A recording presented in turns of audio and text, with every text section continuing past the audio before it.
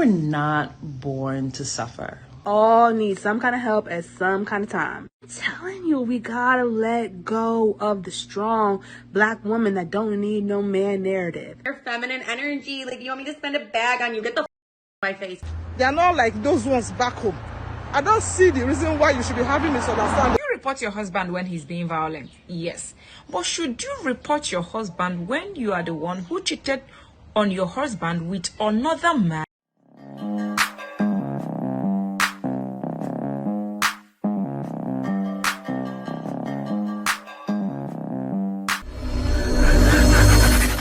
Hey guys, thank you for watching More to Life. Now before I get into this video, I ask that you like, comment, subscribe, also smash that notification bell just to make sure you get my videos as soon as I release them. Let's get right into this. Women were not born to suffer, right? I mean, men as well, but specifically when it comes to women, like, women were not made for heavy loads. Women were not made for things to be hard or difficult. And I sometimes wonder why we don't embrace the benefits and the beauty of being a woman, of just being confident and kind and loving and feminine, and just allowing things to happen naturally, you know, for you, allowing things to, in many ways, be easy and to flow and to just, you know, almost like glide, right? In the sense that, like, things just happen, you know, and I just get to a point where I want to start to have more of these conversations on IG, but ladies, like, you really weren't born to suffer. UK don't cast because for the Metropolitan Police to issue a warning to Nigerian women living in the UK to stop reporting their husband to them is a big shame. And this is because they have seen that you people are misusing the opportunity which you found in their country. Should you report your husband when he's being violent? Yes. But should you report your husband when you are the one who cheated on your husband with another man and you now decided to chase him out of the house to bring in that man? No, come on now. They have opened you all case file and found out that you guys have the same pattern of reports. No upgrade. The lies are the same. If you know you are tired of your husband and you know you are the one being violent, not him, just file for divorce rather than reporting this man to the police so that they can send him back home. That is wickedness. My pity goes out to those women who are being truly abused in their marriage because the police are not going to believe them anymore. All right, now here's what it says. The Metropolitan Police in the United Kingdom have issued a warning to Nigerian wives, urging them to stop using police intervention to force their husbands out of their homes. The caution was delivered during a church service at Divine Restoration International Church in Camberwell, London, where officers addressed a predominantly Nigerian female audience. And here's the video here. It says, according to the officers, over 70% of Yoruba women in England, Wales, and Ireland are single mothers, with some allegedly using threats of police involvement. This is a problem. If they go into a church service where they know it's mostly Nigerian women to announce this, it's serious. They're saying, stop it. Stop the nonsense. We don't need this being done. You're lying on the men. You're going out cheating on these men a lot of times. And then you're coming to us and lying about it. And how do they know that they're lying? They're doing research. So many reports. Now, this is one of those things. This reminds me of the story. I know you guys will know what I'm going to say. The little boy that cried wolf. When there's really a problem, when there's somebody really being abused, it'll probably get overlooked.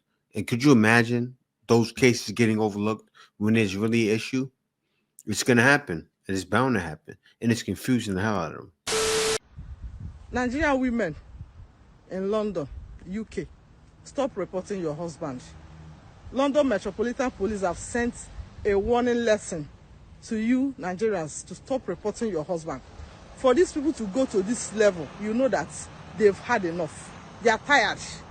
Different file cases, different reports on daily basis. What is it? What is it? You think because you have the power, you have the rights, as a woman, you live in the Western world. Any little misunderstanding that you had with your husband, you're already calling police. Things that you can settle amicably among yourself, you're already calling police. These people said they've had enough. You should stop reporting, stop coming, stop calling them for every little thing that doesn't make sense. Okay? I'm so when I heard this news this afternoon.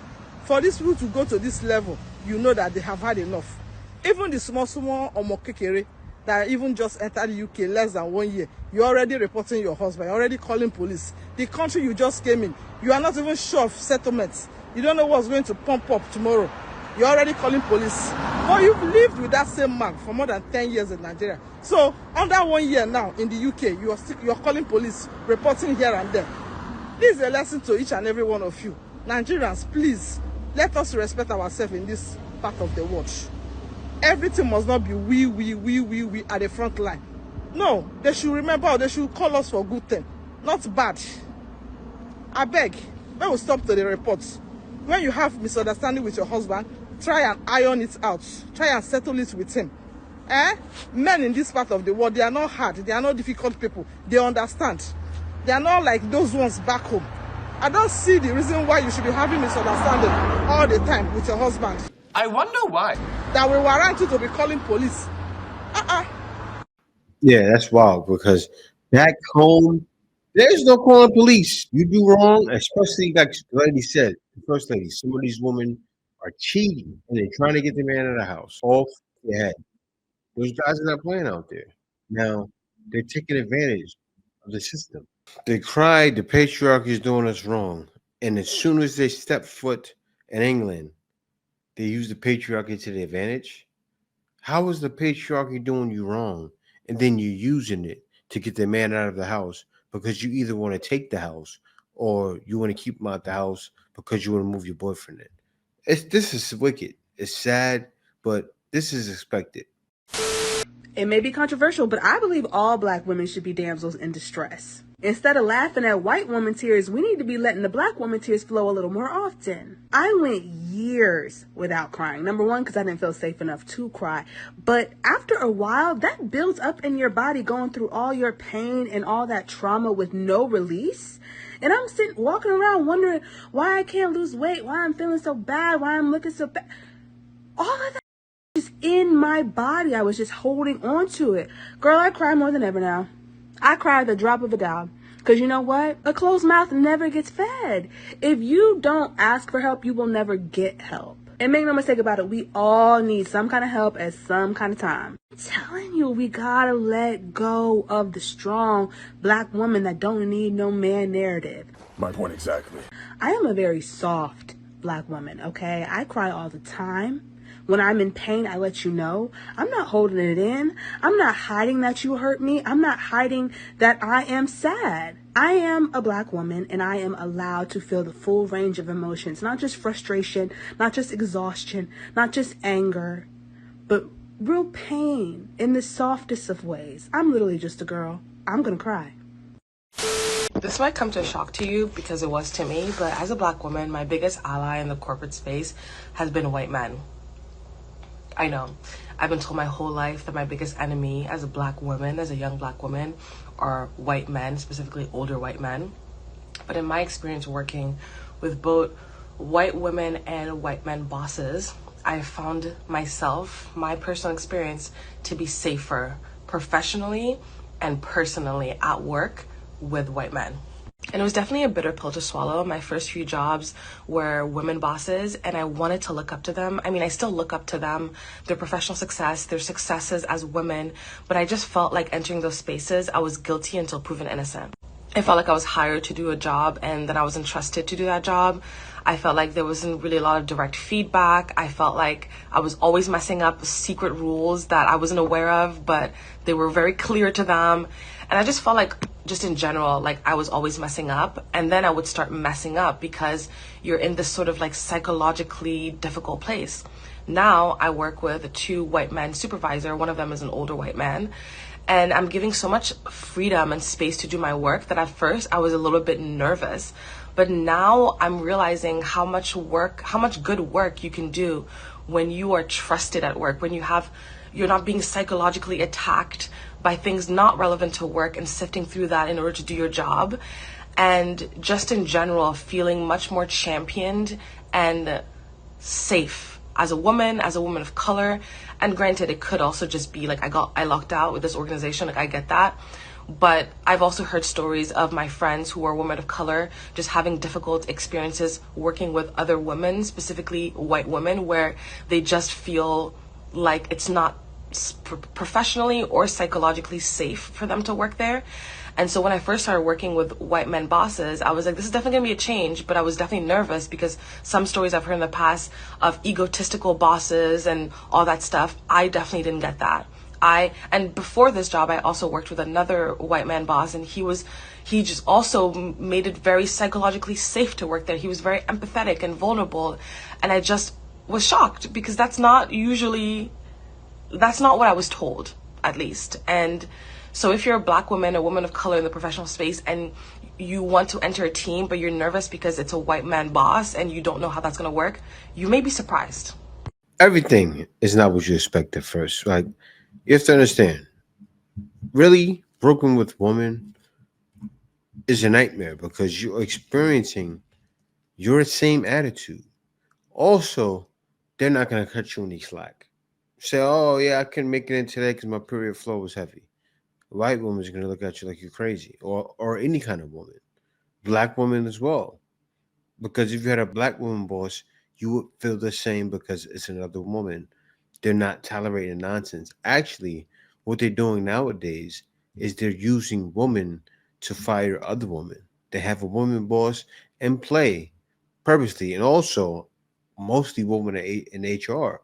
So that's perfect. It goes right with the company's standards, also with the way they want to run things, and it flows better, right? It usually flows better. But so I look at it like this: having a man boss, having a white woman boss doesn't matter really at the end of the day because you why? They're still your boss. I'm just not one that favors your job. But let me move on. Number one, I stopped dating men who knew nothing about courting a woman, vacations, going out on like 5-star dates, or men who do not want to be romantic. I think like me as a feminine soft woman, I genuinely enjoy being with a man, mainly a masculine man who wants to give me romantic experiences. So if a man does not want to give me that, then quite frankly, he's just not going to be my man. Okay. Number two, travel more. No man in my city was ever going to be my husband, let alone really my boyfriend.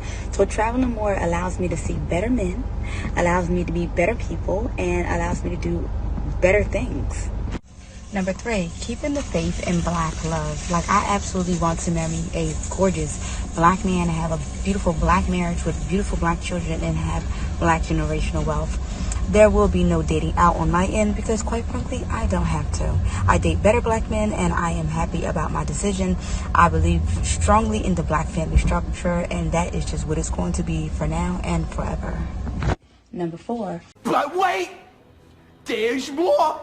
What you deal with is what you will put up with, and I will never put up with modern day dating. So you will never see me in these 50-50 or none of those type of relationships. What do you bring to the table? I will be a pedestal wife. Number five, my happiness must come first. So a man who's in submission to God, understand his purpose and know where he's going, is a man who has to go through God just to get to me. I will not look for you. I will not pursue you. That woman is a nightmare. And you see what it says?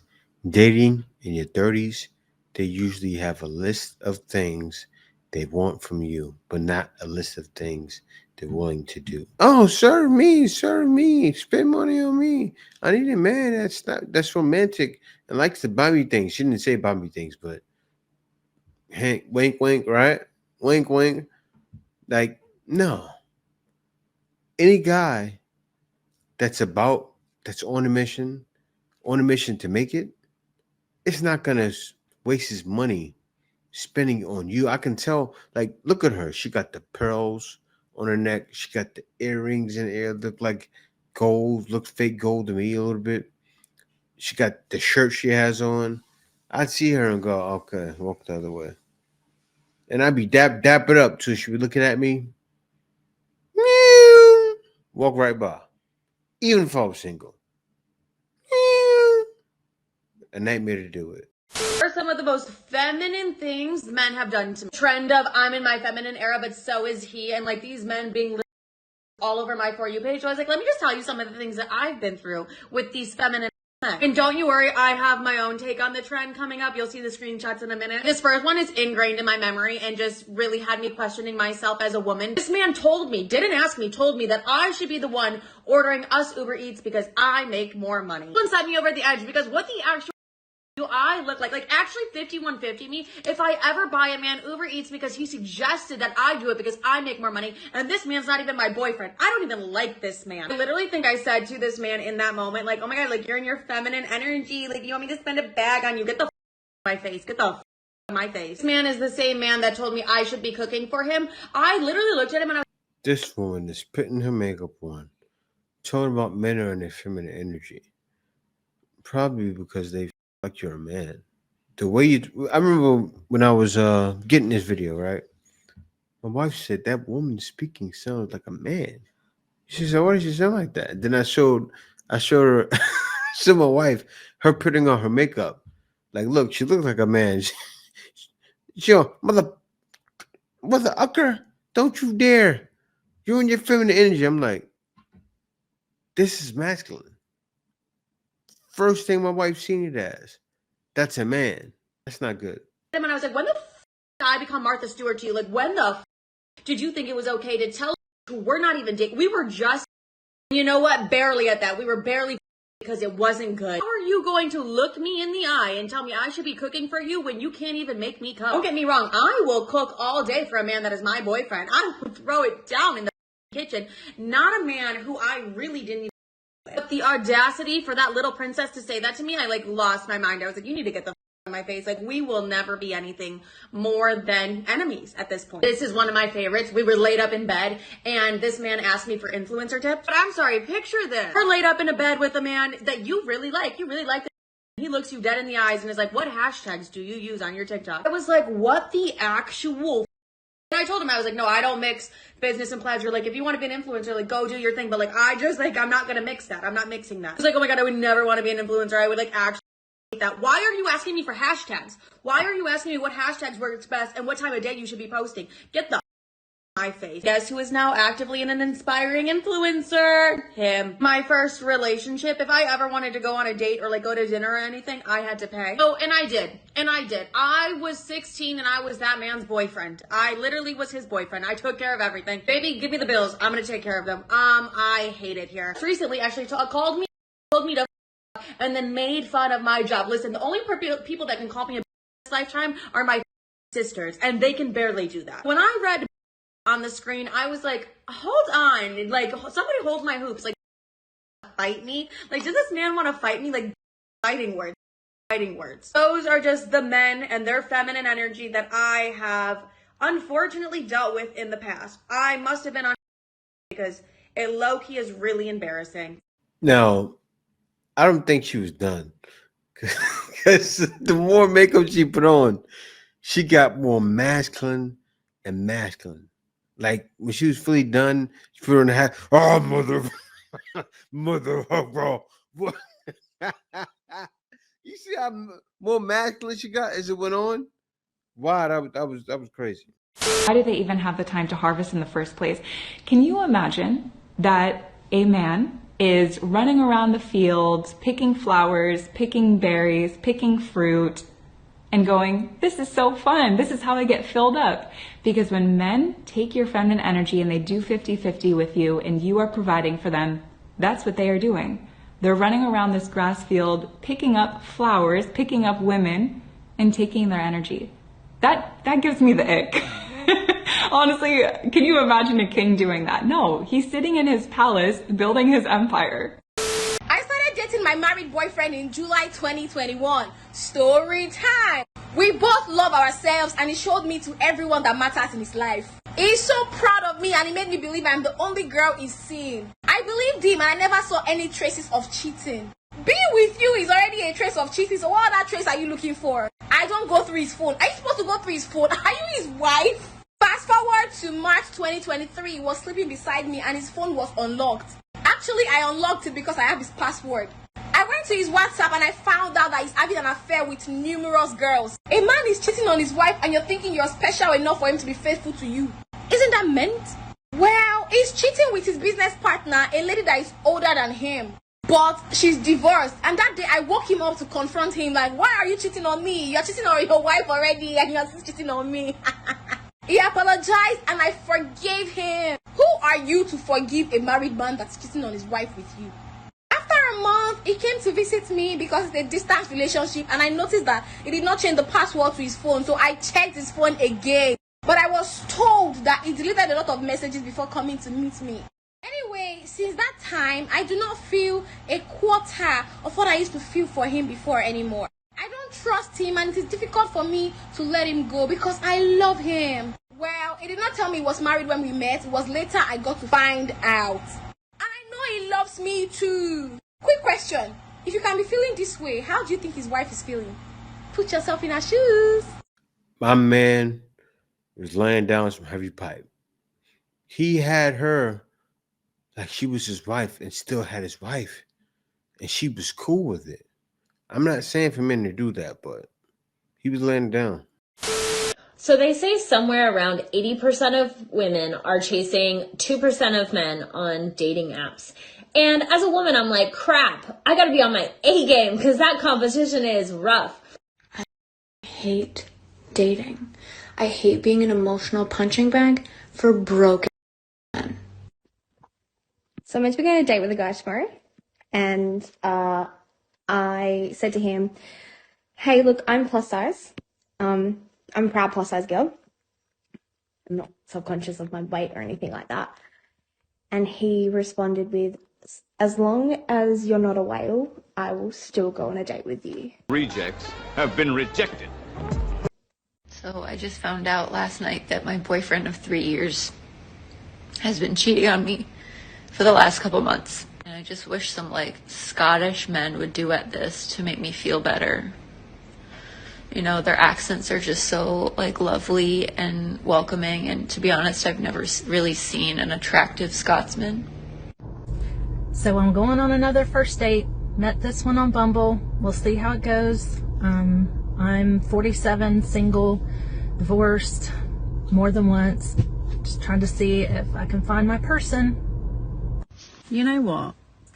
Men be so great in the beginning. And that's why I keep getting a new one. Yeah, the story continues. Look, woman, as the woman stated in the first video there, yes, most women are chasing 2% of men on dating apps and 2% of men in the real world, right? Probably 10%. But that's the case. Think about all of the guys who are not getting into play. How do you think they feel? While you're sitting here crying, this is what guys see. Women sitting and crying and complaining for 5 guys. And save in the area that they live in. Maybe 5 guys. Out of all 2 million men, right? If they live in a major city, probably 19 million men. Maybe you want 10 guys, 15 guys, 20 guys. And you expect those numbers to work out in your favor. You expect those men to be faithful. Guys are done with it. Okay, I'm going to tell you the real tea on if you're a single mom and you're dating, why it's actually good for you, because you can pick such a good partner. One, you have no time for BS. As soon as somebody starts messing around, you're actually just uninterested. You don't like to play those games anymore because you're I'm busy. Or you'd rather spend time with your kid. That's a sign. I gotta stop it right there. You see that delusion they're getting? She thinks she is actually winning as a single mom. I don't want any woman to feel bad that they've had kids or they maybe made a mistake, right? I don't want women to feel bad about that.